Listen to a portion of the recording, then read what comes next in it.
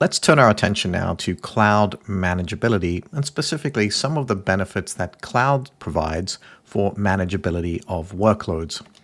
Well, to begin, let's define manageability. Well, this refers to the design characteristic that allows a system, such as a cloud system or cloud platform or software, to be easily administered, monitored, maintained, and modified.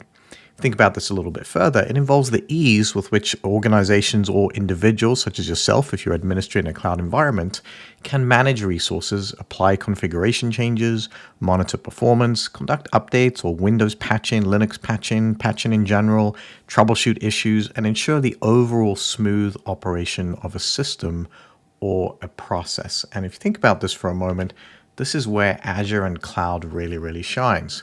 Microsoft Azure provides robust manageability by offering a comprehensive suite of management tools and services. So think things like the Azure portal that you've seen by now, Azure PowerShell, Azure CLI.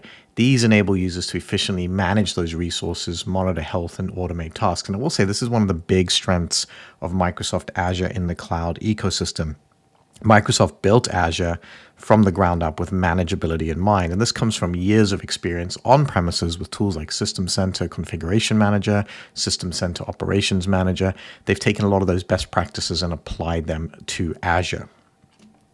Well, let's talk about two other fundamental components. You're going to hear manageability of the cloud and manageability in the cloud, or workloads in the cloud. Well, what is manageability of the cloud? Well, think of things like the Azure portal I just mentioned, Azure CLI, other automation tools, identity and access management. So this is allowing access to the Azure platform, for example. Security reporting, Microsoft Defender for Cloud is really popular there. How do you report on the security posture of the cloud platform like Azure? And last but not least, a good example, cloud monitoring solutions and log analytics in general. So how do you monitor the cloud platform as a whole? How do you know when service outages occur? How we log in, back to identity and access management, number 2 there. How do we have log analytics to know who's coming in, who's going out of the cloud system? Now let's turn our attention to manageability in the cloud. Think workload management when you think of workloads in the cloud. You want to manage those workloads that are running on top of the Azure platform.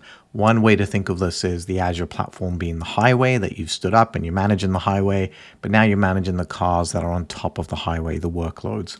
And think things like automatic resource scaling of individual workloads. How can we configure a resource so they can go up or down based on demand? Deploying resources based on a pre-configured template, removing that need for manual configuration. So this could be something like image management. You create an image template for your virtual machine that you can stamp out every time, and you've got your configuration stored inside that image. And then once that workload is deployed, you're basically managing that workload. You're logging into it, you're making configuration changes in the workload or using configuration management tools. Last but not least, just think of the 3-tier application. Typically, there's like a web tier, an app tier, and a data tier. The web tier talking to the app tier talking to the data tier.